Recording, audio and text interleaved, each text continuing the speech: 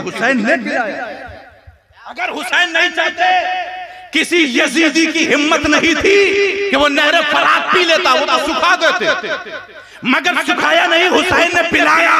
हमने कहा हुजूर जब आप पे पाबंदी थी, पानी नहीं दिया गया, सुखा देते नहर फरात, पिलाया क्यों? कहा अपने दोस्तों को बताने के लिए कि मैं वही हुसैन हूँ कि जब दुश्मनों पर पानी मैंने बंद नहीं किया, दुश्मनों को पिलाया, तो तुम तो मेरे दोस्त हो, मैशर में कैसे प्यासा रखूंगा, हौजे कौसर तुम्हें मैं पिलाया।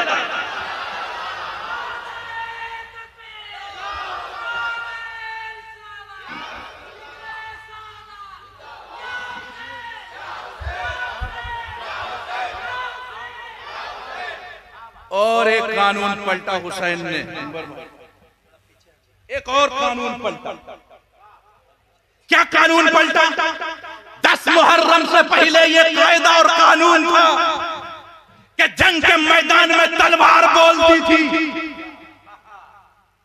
आवाज तलवार की, जब चलती तलवार तो झंकार की आवाज तलवार की आती, सर नहीं बोलता था, गर्दन जिसकी कट गई कट गई, बोलिए, गर्दन कट गई तो कट गई, जिसकी कट के गिर गई, गर्दन में से आवाज नहीं, तलवार बोल रही है, आओगे मेरे सामने काट दूंगी और आवाज बंद कर दूंगी। 10 मुहर्रम को हुसैन ने कायदा कानून पलट दिया, तलवार से कहा दम हो, मेरी आवाज रोक के दिखा, तलवार टूट गई, मगर कटा हुआ हुसैन का सर कुरान का।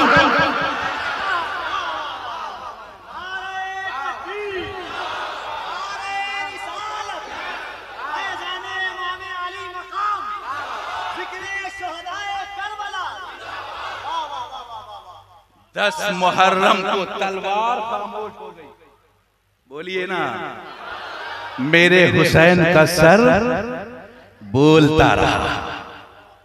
10 मुहर्रम में हुसैन ने कायदे और कानून पलट दिए, उसूल पलट दिया। 22,000 की फौज एक भी अपनी मर्जी से नहीं आई करबला में। तारीख पढ़ के देखो, इब्ने साद से कहा यजीद ने जा, उबैदुल्लाह इब्ने ज़ियाद ने जा फौज लेकर, बोला हुसैन के मुकाबले में नहीं, कहा रय की हुकूमत, लालच दिया तब फौज आई। समझ रहे? बोलिए ना भाई, समझ रहे? उर्दू समझ में आती ना, या बंगला में तर्जुमा कर, समझ में आ रहा है? 10 मुहर्रम में 22,000 की फौज मर्जी से नहीं आई, कोई जाने को तैयार नहीं, लालच दिया गया, तुझे इतना हजार, तुझे इतना हजार, तुझे यहाँ की हुकूमत, लालच दिया गया, तब चले करबला में। कोई आने को राजी नहीं,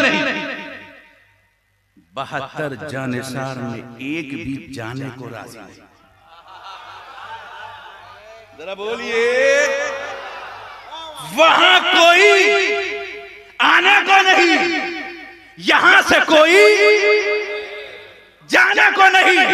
आप कहोगे जन्नत की लालच थी, आप कहोगे जन्नत की लालच थी 72 को, वहां दौलत की लालच में लोग आ रहे थे, तो यहाँ जन्नत की लालच में आ रहे होंगे। हम कहेंगे नहीं, तारीख पलटो, हुसैन ने 9 मुहर्रमुल हराम को रात के वक्त अपने जानेसारों को बुलाया, कहा सुनो, मक्का मदीना से मक्का, मक्का से यहाँ तक तुम सब मेरे साथ आ गए, हम तुम पे कुर्बान हैं, वादा करते हैं अल्लाह की इज्जत की कसम, कयामत के दिन हम तुम्हें नाना से जन्नत दिलवाएंगे।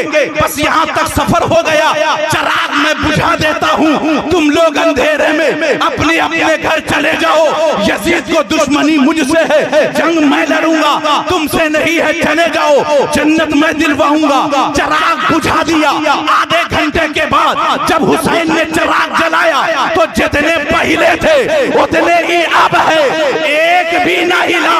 हुसैन जलाल में आके फरमाता फरमाते हैं तुम सब जाओ, हमको तुम्हारी जरूरत नहीं है। सब कदमों पे सर रख के कहते हैं हुजूर हम इस लायक कहाँ है, हमारी हैसियत कहाँ है, हमारी औकात क्या है कि हमारी जरूरत आपको हो। मगर अल्लाह की कसम हम सबको आपकी जरूरत है। जिएंगे तो आपके साथ, मरेंगे तो आप।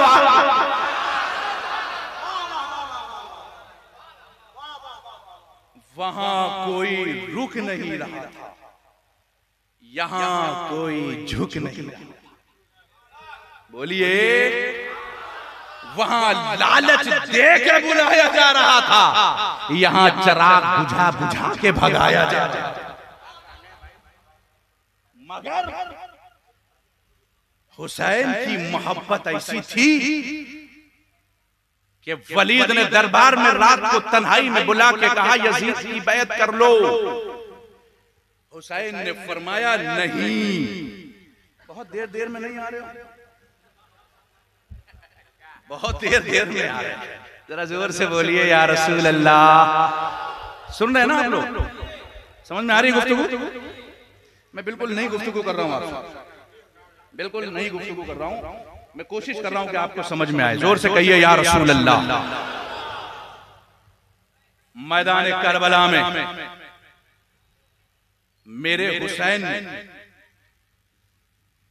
72 से फरमाया चले जाओ, नहीं गए हुसैन के साथ। वलीद ने रात की तन्हाई में बुलाया, कहा बैत कर लो। हुसैन ने कहा नहीं। क्या कहा हुसैन ने? नहीं। घर में जब आए तो तन्हा हुसैन की नहीं में 72 ने अपनी हां शामिल कर दी। और जब वो 72 नहीं कहते हुए करबला में पहुंचे तो यजीद ने सोचा कफील भाई कि आज ये 72 अगर मिट जाएंगे ना तो नहीं भी खत्म हो जाएगी, फिर तो नहीं कहने वाला कोई रहेगा ही नहीं। यही 72 तो नहीं कह रहे ना, लाओ 72 को खत्म कर दो, उसके बाद नहीं कहने वाला कोई नहीं रहेगा, सब हमारी बैत को हाँ कहेगा। वाहरे हुसैन उस नहीं को जाते जाते ऐसी जिंदगी दे गए कि आज हम सुन्नियों के जमीर में वही नहीं बस गई। आज 72 फिरके कहते हैं सबील रोको, हम कहते हैं नहीं। जिक्र हुसैन रोको, हम कहते हैं नहीं। अरे न यादे हुसैन रोको, हम कहते हैं नहीं। ये नहीं हमने हुसैन।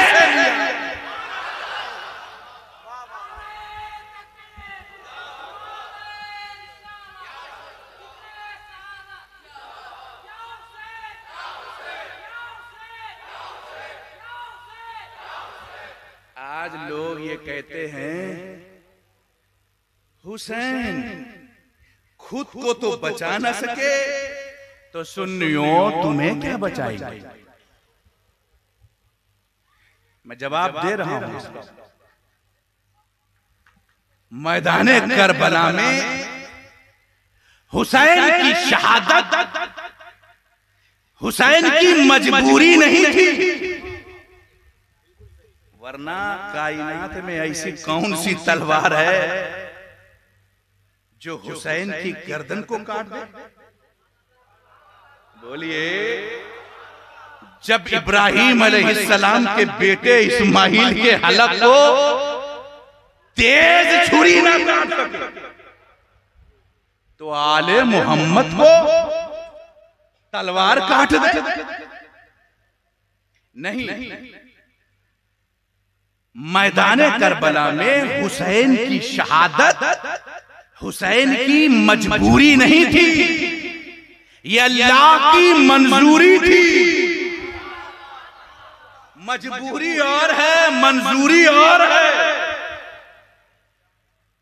मगर हुसैन मैदाने करबला में, लोग कहते भाई तुमको कैसे बचाएंगे, खुद तो बचे नहीं करबला में, अपने आप को बचा नहीं पाए, बेटों को बचा नहीं पाए, तो सुन्नियों तुमको कैसे बचाएंगे, तुम याद हुसैन कर रहे हो। आओ हम बताते कैसे बचाएंगे। एक है अल्लाह की आदत करीमा, एक है अल्लाह की कुदरत, एक आदत करीमा, और एक क्या है? कुदरत। उसकी आदत करीमा ये है कि मियां बीवी दोनों जब मिलेंगे तभी बच्चा पैदा होगा, ये उसकी आदत है। और बगैर माँ बाप के आदम को पैदा कर देना, ये उसकी कुदरत। जरा बोलिए मोहब्बत से, समझ में आ रही है बात? माँ बाप मिले तभी बच्चा पैदा हो, ये उसकी आदत। बगैर बाप के ईसा पैदा हो जाए, ये उसकी कुदरत। मैदान करबला में हुसैन ने कहा, मैं उसी के जमाल का मजहर हूं, आओ करबला में मैं तुम्हें अपनी आदत भी दिखाता हूं और अपनी कुदरत भी। जरा बोलिए मोहब्बत से, आदत क्या? आदत में जब आए तो अली अकबर को ज़बह करवा दिया, अली असगर को ज़बह करवा दिया, अब्बास को ज़बह करवा दिया, हजरत कासिम को शहीद करवा दिया, खुद भी शहीद हो गए। ये आदत दिखा रहे हैं हुसैन। और जब कुदरत दिखाने पर आए तो सबके शहीद होने के बाद इमाम ज़ैनुल आबिदीन तशरीफ लाए। इमाम ज़ैनुल आबिदीन ने आके कहा, अब्बू जान सब तो चले गए, अब मुझे इजाजत दें, मैं मैदान करबला में जाऊंगा। इमाम ज़ैनुल आबिदीन 18 साल के नौजवान इमाम ज़ैनुल आबिदीन जब चलने लगे तो इमाम ज़ैनुल आबिदीन से इमाम हुसैन ने फरमाया, नहीं बेटे तुम्हें नहीं जाना है। कहा, अब्बू जान जब आपके सामने अली अकबर शहीद हो गए, अली असगर शहीद हो गए, तो आपके बाद ये लोग मुझे कहां छोड़ेंगे, मुझे भी शहीद कर देंगे। इससे बेहतर है कि मैं बाद में शहीद हूं, आपके सामने मैं भी शहीद हो जाता हूं। हजरत इमाम हुसैन ने फरमाया, नहीं इमाम ज़ैनुल आबिदीन नहीं, तुम क्या समझ रहे हो? अली अकबर को यजीदी ने शहीद किया है, अली असगर को इन्होंने शहीद किया है? नहीं, ये तो मैंने करवाया है, आदत दिखाई है। अब कुदरत देखना हो तो देखो, जाओ तुम जाके आराम से सो जाओ। मेरी शहादत के बाद दुनिया की कोई ताकत तुम्हारा बाल भी नहीं बेका करेगा। मैं तुम्हें यहाँ से जिंदगी दे रहा हूँ, जमीन पर कयामत तक जितने भी सैयद होंगे वो तेरे ही नस्ल से आबाद।